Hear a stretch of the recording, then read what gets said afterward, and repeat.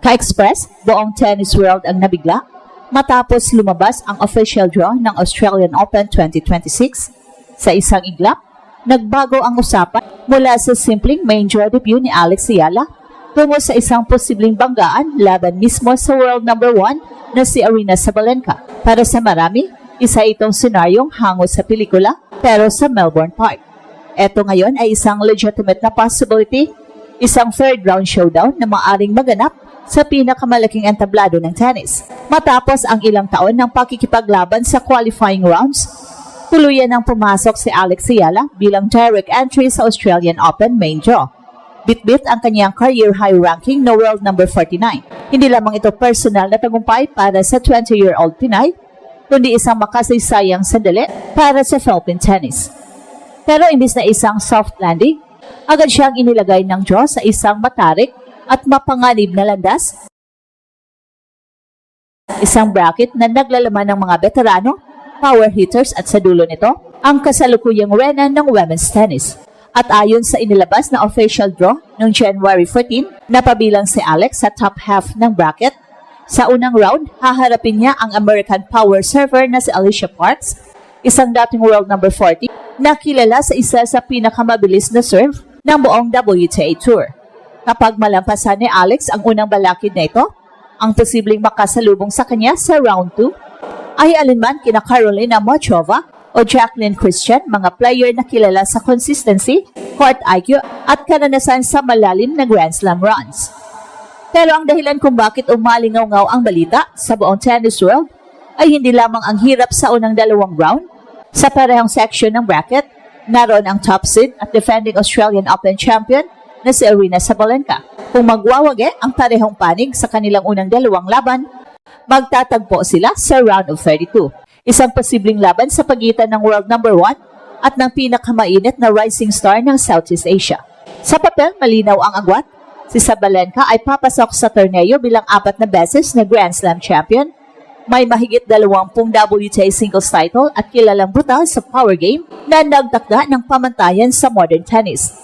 Ang kanyang serve ay umabot sa 190 hanggang 200 km per hour, sinasabayan ng forehand na tinagurian na isa sa pinakamabigat sa tour. Sa Melbourne pa lamang, 2 beses na niyang napatunayan ang kanyang dominasyon, kaya hindi nakapagtataka kung bakit siya ang tinuturing na player to beat. Well, sa kabilang banda, si Alex ay nasa simula pa lamang ng kanyang elite level journey, pero ang kanyang pagdating sa top 50 ay hindi aksidente. Papasok siya sa Australian Open na may sariwang momentum matapos ang back-to-back statement wins laban kay Donna Vekic, isang Olympic silver medalist sa Auckland at Kuyong. Ang panalong yon ay nagsilbing malinaw na mensahe sa tennis world. Handa na si Alex makipagsabayan sa mga pangalan na dati tila untouchable. Ang kaibahan ng kanilang estilo at lalong nagpapainit sa usapan kung si Sabalenka ay simbolo ng raw power at aggression, si Alex naman ay larawan ng precision, footwork at tactical intelligence. Bilang isang left-hander, may natural na advantage si Alex sa spin at angles, lalo na laban sa mga right-handed players na bihira makahanap ng ganitong klaseng bola. Ang kanyang laro ay hindi nakabase sa isang palo, kundi sa kakayahang pahabain ang rally, basahin ang galaw ng kalaban at antayin ang tamang sandali para umatake. Sa pressure moments, dito nagiging interesting ang potential sa matchup. Kilala si Sabalenka sa kanyang all-or-nothing approach. Kapag pumasok ang mga tira niya, kaya niyang tapusin ang laban sa loob ng isang oras. Pero kapag pumalya ang timing, nagiging bukas siya sa unforced errors. Ito ang puwang na maaring pasukin ni Alex, isang player na kilala sa tibay ng isip at kakayahang manatiling kalmado kahit nasa ilalim ng matinding pressure. Pero bago makarating sa usapang Sabalenka, kailangang tahakin ni Alex ang isang napakahirap na daan. Ang laban kontra kay Alicia Parks sa round 1 ay tinuturing na unang malaking pagsusulit. Sa kabila ng mas mababang ranking, si Parks ay may serve na umabot sa higit 200 km per hour at kayang baguhin ang takbo ng laban sa isang palo lamang. At para kay Alex, ang laban na ito ay magiging sukatan ng kanyang return game at pasensya, dalawang aspeto na naging susi sa kanyang mga recent victories. Kung magtagumpay sa unang round, mas lalalim pa ang hamon sa round 2. Ang posibleng kalaban ay isang veteranang sanay sa mahabang laban at taktikal na palitan. Sa init ng Melbourne summer, kung saan ang temperatura ay umabot ng halos 40 degrees Celsius. Ang physical conditioning ni Alex ang magiging isa sa kanyang pinakamalaking sandata. Sa mga huling buwan ng 2025, kapansin-pansin ang pag-unlad ng kanyang lakas at stamina, bunga ng masinsinang training sa Rafa Nadal Academy. Samantala, sa kabilang panig ng bracket, inaasahang mas malinis ang daraanan ni Sabalenka sa unang dalawang round bilang top seed. Haharapin niya ang isang wildcard sa opening round at posibleng qualifiers sa ikalawa.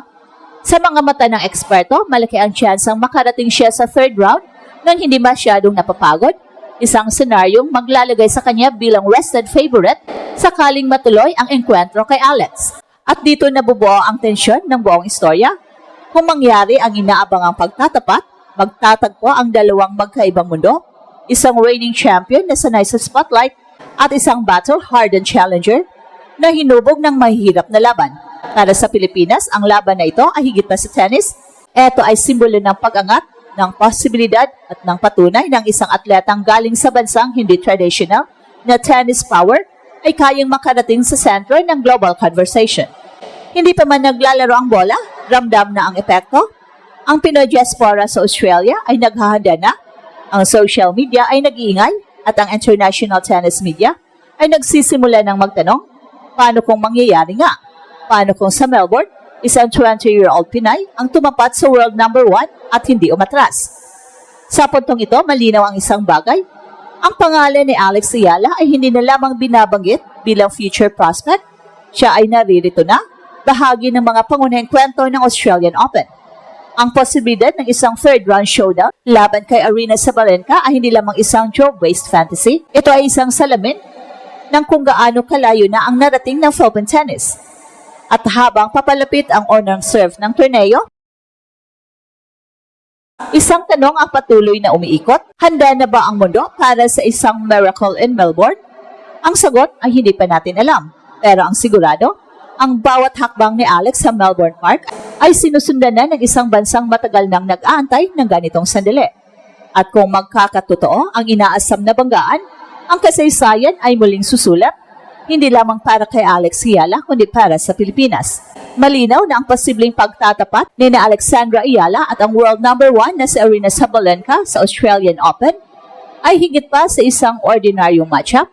Para kay Alex, ang pag-abot sa ganitong sitwasyon ay bunga ng taong sakripisyo mula sa qualifiers heartbreaks hanggang sa pagbasag sa top 50 at panalo laban sa mga veteranong tulad ni Donna Vekic.